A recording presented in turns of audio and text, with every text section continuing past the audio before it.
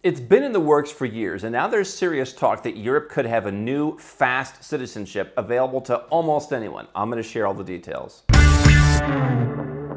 lot of people like the idea of having second citizenship in Europe. It just feels better to them. Perhaps it feels more romantic. That's not why you should get second citizenship in a certain place, but some people just want second citizenship in Europe. But if you don't want to move to Europe, if you don't have a parent or grandparent or great-grandparent from Europe, how do you get that European citizenship? Well, as you can in many places of the world, you can get it by investment. Citizenship by investment is the way that people who don't have other ways to get citizenship, or just who are in a hurry and want to protect themselves from the perils of only having one citizenship, can go and make a donation or make some kind of investment and get citizenship in as little as 6 months. We see that most commonly at the lower price points in the Caribbean. 5 countries, make a donation, here's your passport. You don't even need to visit, generally speaking. Okay? And so Europe's programs have been more rocky, but now we're seeing the country of Albania talking about rolling out its own citizenship by investment program, and I'm going to tell you exactly what I think you should know about that. If it's your first time here, I'm Andrew Henderson, founder of Nomad Capitalist. We're a boutique consulting firm that helps 7- and 8-figure entrepreneurs legally go where you're treated best, including having a second citizenship, so you're always in control.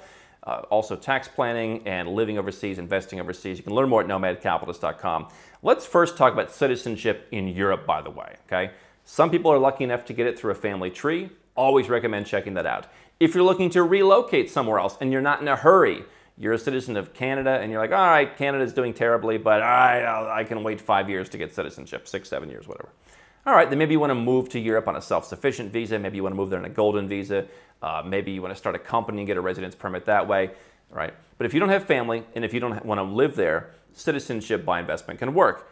Europe, though, programs have come and gone. Moldova a couple of years ago opened a program, 40 to 50% more expensive than the Caribbean options. So not terribly more expensive, but I never really saw the great value proposition, seeing that if you had to choose somewhere to live, I enjoy going to Moldova, but the average person would probably rather be on the beaches of St. Lucia rather than living in Moldova. Not saying that where your citizenship is where you have to live, but I'm saying as some extreme backup, you know that citizenship country is where you can always go. And I think that, quite frankly, a Caribbean citizenship was a little bit better than a Moldovan citizenship. They opened, they quickly suspended, and then they closed down. In 2020, Cyprus closed its long-running program where you could invest, for example, 2 million euros in real estate, and you could eventually get that money back. You got citizenship in an EU country, no US visa-free access, but it was an EU country, and so you could become Cypriot, go and live in France, go and live in Ireland, go and live in Portugal. Don't need to ask, right? That program closed, and so it's gone. Montenegro has a citizenship program. It is dramatically more expensive than a Caribbean program with both a donation and an investment component. And the investment component, just like the Caribbean real estate options, are rather overpriced. It's probably not the investment that you would make. That program is ending at the end of 2022 after a 1-year extension. They said, please, we're not going to extend it anymore. We're out. So Moldova, Cyprus, Montenegro, all out. Now, 2 of those countries are at the edge of Europe. 1 of those countries is in the European Union. Malta, also in the European Union, continues to run, not technically a citizenship by investment program, but a longer, roughly 18-month program. They call it the Exceptional Investor Naturalization Program. That's going to cost you close to $1 million. The euro being down obviously helps, but that's going to cost you a pretty penny by the time you add up all the fees. If you get that, you can live anywhere in the European Union. You can visit the United States. You can pretty much go wherever you want in the world. That's the gold standard, basically, but it's expensive. And so Albania now is saying, all right, other countries in our region have not kept their citizenship programs. Let's roll one out. Again, they've been talking about it since 2019. And so the idea here is you want a country that's a quote-unquote real country. Some people don't see the islands as real countries. Some people complain about hurricanes. Number one, you don't have to live in your citizenship country. If this is a backup plan, be a citizen of St. Lucia, get a residence permit in Malaysia, get a residence permit in Panama, get a residence permit in Portugal, and go and live there. Get multiple residence permits, right?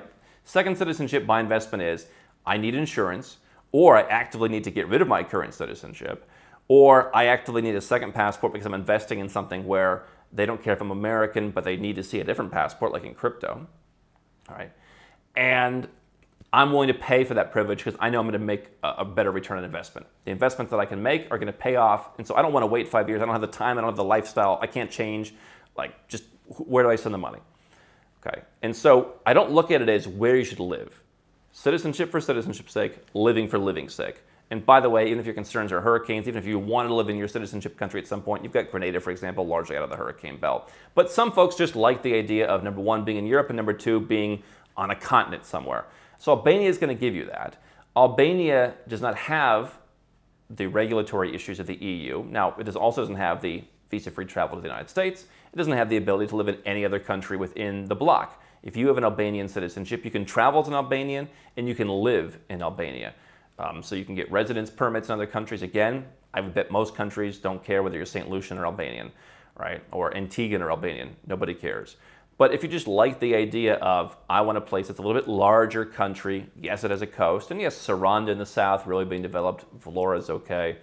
I don't find Durish in the north to be as interesting, but if you want to be kind of down by the Greek side, down by Corfu, there's some very beautiful places down there, very affordable property. There are some advantages of being a citizen if you want to buy certain kinds of land, although property is generally available for foreign investment. And so I asked myself, what's Albania going to charge for this passport? If they're going to do what as Moldova did and charge substantially more, 40 to 50%, I don't entirely see the value for the average person who's not planning on relocating and buying property. Remember, we're not diversifying to simply trade in everything we have in our current country and move it all to a new country. I wouldn't mind having a bank account in Albania, and I think you can do that with a relatively nominal amount of money if you go to the right bank branch. But I'm not going to put the majority of my money there, right? So that's going to be maybe a banking flag, but a small banking flag. Maybe that's what I call a tunnel. I'm going to put 10 grand somewhere just in case, and I know it's there, but I'm not moving all my money to Albania. Am I going to personally move to Albania? Most people aren't. By the way, it's not a tax haven. It's not like the Caribbean where if you had to live in that country, even if you lived on the beach, you're not going to pay zero the way you would in St. Kitts and Nevis, for example. So it doesn't have that benefit. And so the only benefit that Albania offers is what Montenegro has been pricing its program based on, which is the offer of ascension to the European Union. And so will Albania be a country in the EU?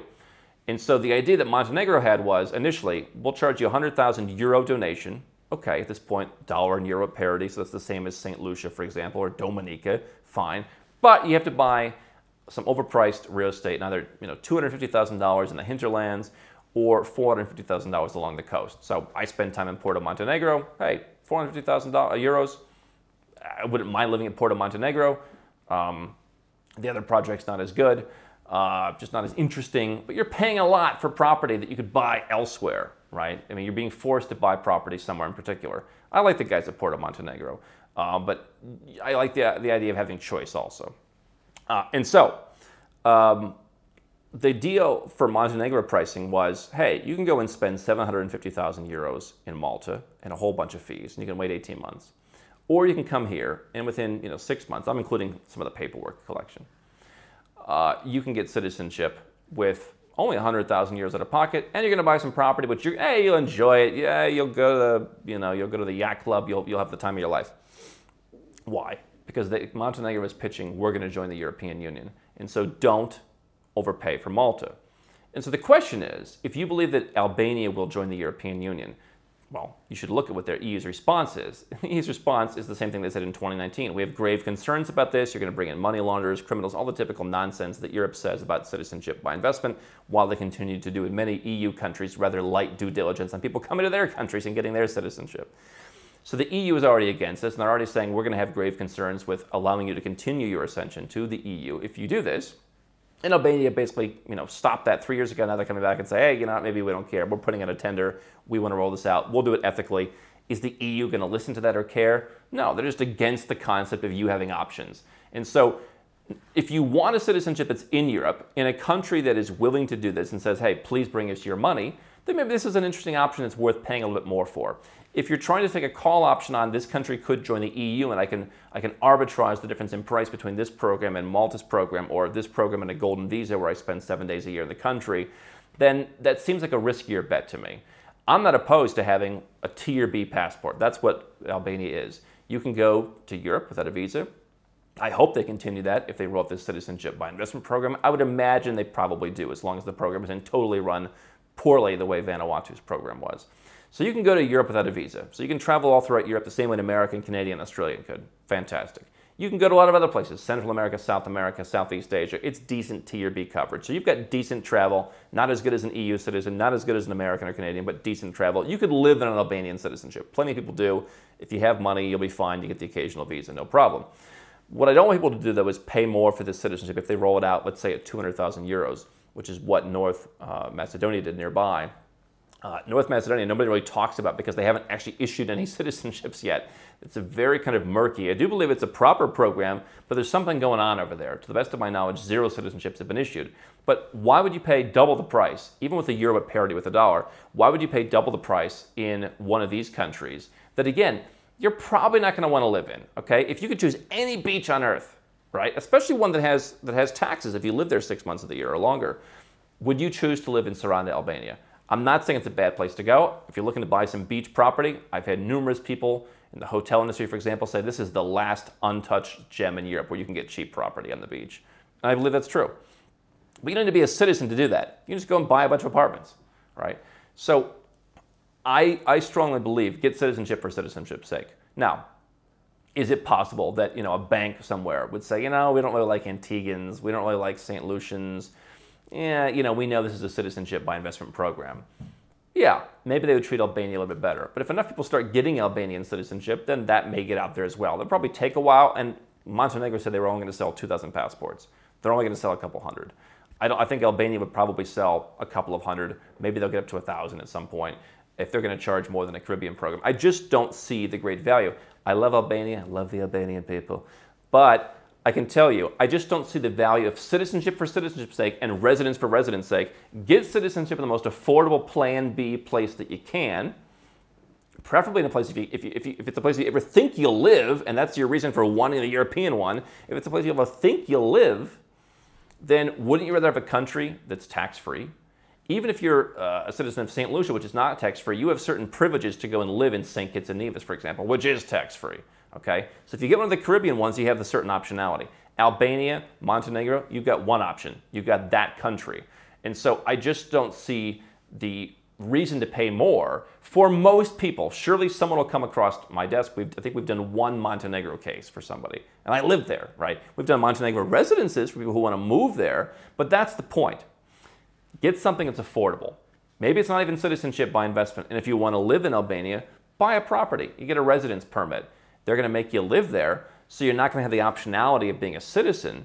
But if you're willing to commit the time to being there, then you can have the residence permit, and potentially you have to pay some tax. So I just don't see all around the value.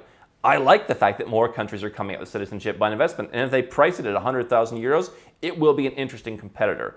But if they price it at double, and this idea that this is some option to get to the EU, if I want to go to the EU, I'm either going to get a residence permit and work towards citizenship, or I'm just going to go all the way to Malta. I'm not going to try and arbitrage it. I'm all for call options. I'm a big believer in call options. I don't believe that these Balkan countries are necessarily the call options that you think they are. And when it comes to bureaucracy, I just don't want to wait around. So those are my thoughts on Albania's program. It'll be interesting to see what's coming out. Leave your thoughts below as a comment. Which program do you like the best? Would you consider an Albanian program, or would you stick with the more tried and true options in the Caribbean?